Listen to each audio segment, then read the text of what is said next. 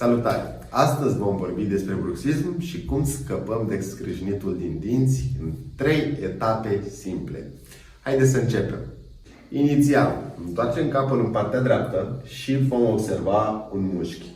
Mușchi care se numește sternocleidomastoidian. Cu palma dreaptă facem masaj timp de 30 de secunde pe toată lungimea mușchiului.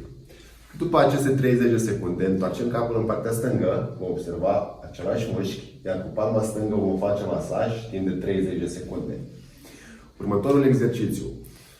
Vom observa la nivelul tâmplelor că avem un mușchi, mușchiul temporal. Ne imaginăm acest mușchi ca fiind de forma unui evantai, cu baza la vârful perciunilor.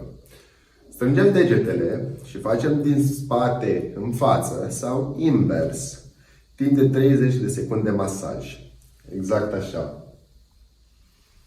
Urmează a treia și ultima etapă. Deschidem gura și vom observa un os. Ei, pe acel os este mușchiul maseter. Facem degetele ca două cârlige, deschidem gura și ne facem masaj de sus până jos, timp de, da, ați ghicit, 30 de secunde.